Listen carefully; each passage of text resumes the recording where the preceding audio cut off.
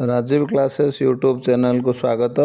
ଲକ୍ଷ୍ମୀକାନ୍ତ ମହାପାତ୍ରଙ୍କର ଜୀବନୀ ତୃତୀୟ ଭାଗ। ଗଳ୍ପ, ପ୍ରବନ୍ଧ, ଉପନ୍ୟାସାଦି ରଚନା ଦ୍ୱାରା କାନ୍ତକବି ଲକ୍ଷ୍ମୀକାନ୍ତ ମହାପାତ୍ର ଓଡ଼ିଆ ଗଦ୍ୟ ସାହିତ୍ୟକୁ ସମୃଦ୍ଧ କରିଅଛନ୍ତି। ସେ ଅନେକ ଗଳ୍ପ ରଚନା କରିଅଛନ୍ତି। ବୁଢ଼ା ଶଙ୍ଖାରୀ ଗଳ୍ପରେ ପରିବେଶିତ ପ୍ରେମ ଓ କରୁଣ ଭାବ ପାଠକମାନଙ୍କ ହୃଦୟକୁ ସ୍ପର୍ଶ କରିଥିବାରୁ ତାହା ଅନେକଙ୍କ ନିକଟରେ ଅଭୁଲା କାହାଣୀ ହୋଇ ରହିଛି। ଯେଉଁ ବୋହୂର ହାତରେ ଶଙ୍ଖା ପିନ୍ଧାଇବା ପାଇଁ ବୁଢ଼ା ଶଙ୍ଖାରୀ ଶାରୀରିକ କଷ୍ଟ ସ୍ୱୀକାର କରି ଧାଇଁ ଯାଇଥିଲା, ଦେଖିଲା ବେଳକୁ ସେ ବିଧବା ହୋଇସାରିଥିଲା। ଗଳ୍ପଟିର ପରିଣତ ବେଶ୍ କରୁଣ ରସରେ ମାର୍ମିକ। ଅସହଯୋଗୀର ଆତ୍ମକଥା ଭଳି ହାସ୍ୟ, ବ୍ୟଙ୍ଗ, ବିଦ୍ରୂପଧର୍ମୀ ଗଦ୍ୟ ରଚନା, କଣା ମାମୁଁ ଭଳି ଜାତୀୟତାବାଦୀ ସଂଗ୍ରାମୀ ଗଢ଼ୁ ଗଢ଼ୁ ଅସମ୍ପୂର୍ଣ୍ଣ ରହିଯାଇଥିବା ଏକ ବିଚିତ୍ର ଉପନ୍ୟାସ ଲକ୍ଷ୍ମୀକାନ୍ତଙ୍କ ଲେଖନୀର ମହନୀୟ ସାହିତ୍ୟକୃତି। ଏହା ବ୍ୟତୀତ ସେ ଅନେକ ପ୍ରବନ୍ଧ ଓ ସାହିତ୍ୟ ସମାଲୋଚନା ଲେଖି ଓଡ଼ିଆ ସାହିତ୍ୟର ଗଦ୍ୟ ବିଭାଗକୁ ଉଜ୍ଜ୍ୱଳ କରିଅଛନ୍ତି। ହାସ୍ୟରତ ସାହିତ୍ୟ ସୃଷ୍ଟିରେ ହାସ୍ୟରସ, କବି ଓ କବିତ୍ୱ, ଓଡ଼ିଆ ସଙ୍ଗୀତ ଆଦି ପ୍ରବନ୍ଧରୁ ଲକ୍ଷ୍ମୀକାନ୍ତଙ୍କ ମୂଲ୍ୟାୟନ ଦୃଷ୍ଟି ଓ ବିଚାରବୋଧ ଜାଣିହୁଏ। ତିଅଣରେ ଲୁଣ ଭଳି ସାହିତ୍ୟରେ ହାସ୍ୟରସ ଏକାନ୍ତ ଆବଶ୍ୟକ ବୋଲି ସେ ବିଚାରିଥାନ୍ତି। ଗୋପବନ୍ଧୁଙ୍କ ସ୍ମୃତି, ସ୍ମୃତିପୂଜା, ଚିନ୍ତାମଣି ସ୍ମୃତି, ଖଣ୍ଡିଏ ଚିଠି ଭଳି ଜୀବନ ସ୍ମୃତିମୂଳକ ପ୍ରବନ୍ଧରୁ କାନ୍ତକବିଙ୍କର ଆତ୍ମସଂଲଗ୍ନ ଭାବ ଉଚ୍ଛ୍ୱାସ ବାରି ହୋଇପଡ଼େ। ନିଭୃତ ନିଶୀଥ, ରୋଗଶଯ୍ୟା, ଜୀବନ୍ତ ମରଣ ପ୍ରବନ୍ଧ ଲେଖକଙ୍କର ଅଙ୍ଗେ ନିଭା କଥାରେ କଳାତ୍ମକ ପ୍ରକାଶ। ନିଜ ଜୀବନର ଅବସ୍ଥା ବିଶେଷର ସ୍ମୃତି ତାଙ୍କ ରଚିତ ବାଲ୍ୟ ସ୍ମୃତି, ଶୈଶବ ସ୍ମୃତି, କୈଶୋର ସ୍ୱପ୍ନ, ଯୌବନ ପଥେ ଆଦିରେ ରୂପାୟିତ। ଲାଳିକା ରଚନା ଭିନ୍ନ ଅନେକ ହାସ୍ୟ ଉଦ୍ଦୀପକ କବିତା ଲେଖିଛନ୍ତି କାନ୍ତକବି। ତନ୍ମଧ୍ୟରେ ଅଲଣା ପୁରାଣ, ଯୁଗର ମଜା, ବିଡ଼ି ମହିମା, ଶୋକଗୀତ, ଗାନ୍ଧୀଗୋଳ କବିତା ସ୍ମରଣଯୋଗ୍ୟ। କବିବର ରାଧାନାଥ ରାୟ ବିରଚିତ ଚିଲିକା ରୀତିରେ ଲକ୍ଷ୍ମୀକାନ୍ତ ଲେଖିଛନ୍ତି ବୈତରଣୀ। କଲ୍ଲୋଳ ବିବିଧ କବିତା ସଂକଳନରେ ତାଙ୍କର ଅନେକ କବିତାର ସଂକଳିତ। ସେଗୁଡ଼ିକ ମଧ୍ୟରେ ଶ୍ମଶାନରେ ରାଧାନାଥ, ଶ୍ମଶାନରେ ମଧୁସୂଦନ, ମହାପ୍ରୟାଣ, ଆଷାଢ଼ ପ୍ରଥମ ଦିବସେ, ବର୍ଷା ସଙ୍ଗୀତ, ଶିଶୁ, ଶିଶୁର ଭାଷ, ଶିଶୁର ହସ, ମୋ ସଙ୍ଗୀତ, ଯୁଗାବତାର ଆଦି କବିତା ପ୍ରମୁଖ। ମହାତ୍ମା ଗାନ୍ଧୀଙ୍କୁ କବି ଯୁଗାବତାର ଭାବରେ ପରିକଳ୍ପନା କରିଛନ୍ତି। ଯୁଗାବତାର କବିତାରେ ତାଙ୍କ ରଚିତ ଆଧ୍ୟାତ୍ମ୍ୟବାଦୀ ଗୀତଗୁଡ଼ିକର ସଂକଳନ ଜୀବନ ସଙ୍ଗୀତ। କାନ୍ତକବି ରଚନାବଳୀ ମଧ୍ୟରେ ଏହି ପୁସ୍ତକଟି ଭିନ୍ନ ଧରଣର ସ୍ୱର ଥିବା ଗୀତାବଳୀ, ତାଳନାମ ଉଲ୍ଲେଖ ପୂର୍ବକ ଗୀତଗୁଡ଼ିକ ସଂକଳିତ। ଗୀତଗୁଡ଼ିକର ଉଚ୍ଚାଙ୍ଗ ଭାବ ସମ୍ପଦ ଜୀବନ ସଙ୍ଗୀତକୁ ଅନନ୍ୟ କୃତିର ମାନ୍ୟତା ଦେଇଛି। କେହି କେହି ଏହାକୁ ରବୀନ୍ଦ୍ରନାଥ ଟାଗୋରଙ୍କ ଗୀତାଞ୍ଜଳି ତୁଲ୍ୟ ମହାନ କୀର୍ତ୍ତି ବୋଲି କହିଥାନ୍ତି। ଜାତୀୟ ଭାବ, ଦେଶପ୍ରୀତି, ଜାତୀୟ ବୀର ବନ୍ଦନା ମୂଳକ କେତୋଟି କବିତା ତାଙ୍କ ଜାତୀୟ ସଙ୍ଗୀତ କବିତା ସଂକଳନରେ ସ୍ଥାନ ପାଇଛି। ପୂର୍ବରୁ ପ୍ରକାଶ ପାଇଥିବା ତାଙ୍କ ଦୁନ୍ଦୁଭି କବିତା ସଂକଳନରେ ସ୍ଥାନିତ ବନ୍ଦେ ଉତ୍କଳ ଜନନୀ ଜାତୀୟ ସଙ୍ଗୀତ ସଂକଳନଭୁକ୍ତ ହୋଇଛି। ଓଡ଼ିଶା ସରକାରଙ୍କ ତରଫରୁ ବନ୍ଦେ ଉତ୍କଳ ଜନନୀ ସମ୍ପ୍ରତି ରାଜ୍ୟ ସଙ୍ଗୀତର ମାନ୍ୟତା ଲାଭ କରିଛି। କୋଟି କୋଟି କଣ୍ଠେ ଆଜି ଉଡ଼ାଇ ନିଶାଣ ବଜାଇ ଭେରି, ସାଜରେ ସାଜରେ ଭାଇମାନେ ହୋ ଆଦି ଜାତୀୟ ଆହ୍ୱାନମୂଳକ କବିତା ଏହି ସଂକଳନରେ ସ୍ଥାନ ପାଇଛି। ବସ୍ତୁତଃ କାନ୍ତକବି ଲକ୍ଷ୍ମୀକାନ୍ତଙ୍କର ବିରଚିତ ଦେଶ ଓ ଜାତିର ବନ୍ଦନାମୂଳକ କବିତାବଳୀରେ ଜାତୀୟ ସଙ୍ଗୀତ ସଂକଳନ ସମୃଦ୍ଧ। କାନ୍ତକବି ଲକ୍ଷ୍ମୀକାନ୍ତ ମହାପାତ୍ର ଥିଲେ ବୈଷ୍ଣବ।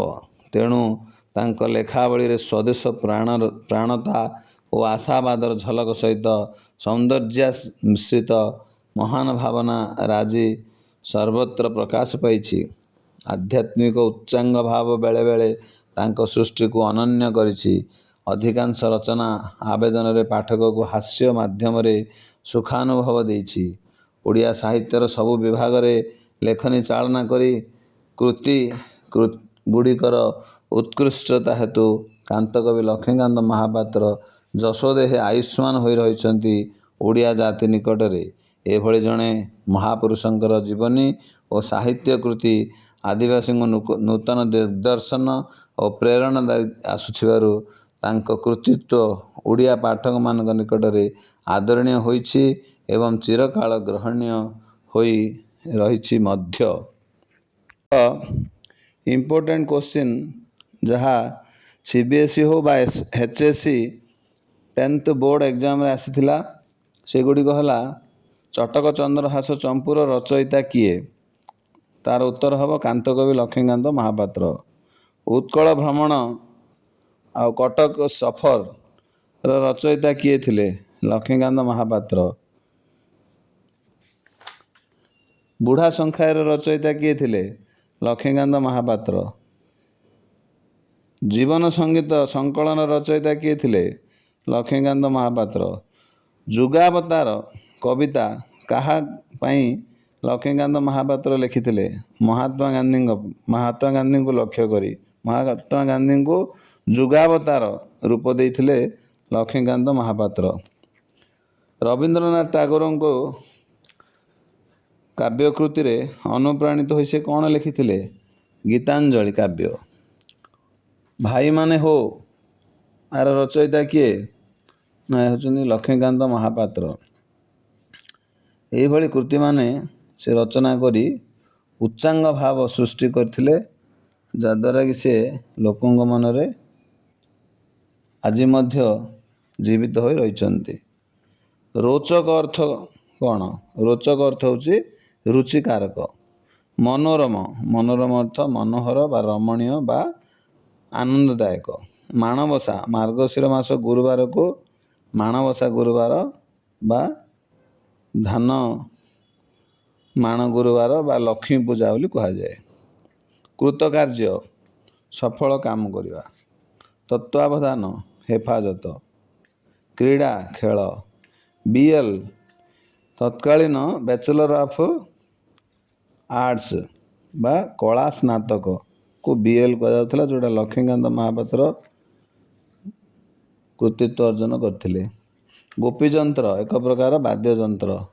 ପରିବେଷଣ, ବଣ୍ଟନ କରିବା ବା ଉପସ୍ଥାପନ କରିବା। କେନ୍ଦରା, ଏକ ପ୍ରକାର ବାଦ୍ୟଯନ୍ତ୍ର। ରାମତାଳି, ଦାସକାଠିଆକୁ ରାମତାଳି କୁହାଯାଏ। ମୁଗ୍ଧ, ବଶୀଭୂତ। ଭାଜନ, ଯୋଗ୍ୟ। ସର୍ବସାଧାରଣ, ସବୁ ସ୍ତରର ଲୋକ। ଅଭିଭାବକ ମାନେ ମୁରବୀ। BL, ବ୍ୟାଚଲର ଅଫ୍ ଲ ବା ଆଇନରେ ସ୍ନାତକ। ଉପସର୍ଗ, ଚିହ୍ନ ସଂକେତ। ଆସକ୍ତ, ଆଗ୍ରହୀ। ଦୁର୍ଦ୍ଦଶାଗ୍ରସ୍ତ, ଭାଗ୍ୟହୀନତା କବଳିତ। ଗୁରୁକୁଳ, ବଂଶର ଦୀକ୍ଷାଦାତା ଗୁରୁ। ମାଲି ମକଦ୍ଦମା, କୋର୍ଟ କଚେରୀରେ ଯେଉଁ କେସ୍ ହୁଏ। ସାନ୍ତ୍ୱନା, ଆଶ୍ୱାସନା ବା ପ୍ରବୋଧ। ଛଦ୍ମନାମ, ନିଜ ନାମକୁ ଲୁଚାଇ ଯେଉଁ ନାମ ଦିଆଯାଏ। ଲକ୍ଷ୍ମୀକାନ୍ତ ମହାପାତ୍ର ଏଠି ଅସହଯୋଗୀର ଭାଷା କହିଥିଲେ। ସେହି ଅସହଯୋଗୀ ହେଉଛନ୍ତି ନିଜେ ଲକ୍ଷ୍ମୀକାନ୍ତ ମହାପାତ୍ର। ନିଜ ନାମକୁ ଗୋପନ ରଖି ସ୍ୱାଧୀନତା ସଂଗ୍ରାମରେ ଲୋକମାନଙ୍କୁ ଅନୁପ୍ରାଣିତ କରିବା ଓ ସ୍ୱାଧୀନତା ସଂଗ୍ରାମୀ ସୃଷ୍ଟି କରିବାରେ ସେହି ପୁସ୍ତକ ରଚନା କରିଥିଲେ। ତେଣୁ ନିଜ ନାମକୁ ଛଦ୍ମ ରଖି ସେ ଅସହଯୋଗୀ ବୋଲି ଲେଖକ ନାମ ଦେଇଥିଲେ। ଲବଣ ସତ୍ୟାଗ୍ରହ, 1930 ମସିହାରେ ଗାନ୍ଧିଜୀ ଗୁଜରାଟରେ ଲବଣ ସତ୍ୟାଗ୍ରହ କରିଥିଲେ ଇଂରେଜମାନଙ୍କ ବିରୁଦ୍ଧରେ। ଅବସାନ, ଶେଷ ହେବା। ଜରିଆରେ, ମାଧ୍ୟମରେ। ମାର୍ମିକ, ତାତ୍ପର୍ଯ୍ୟପୂର୍ଣ୍ଣ। ବିଦ୍ରୂପ, ଥଟ୍ଟା, ଥଟ୍ଟା ମାଧ୍ୟମରେ ଆଘାତ ଦେବା। ବ୍ୟଙ୍ଗ, ଥଟ୍ଟା। ଗୀତାବଳୀ, ଗୀତ ସମୂହ। ଆୟୁଷ୍ମାନ, ଆୟୁଷ ସମ୍ପନ୍ନ।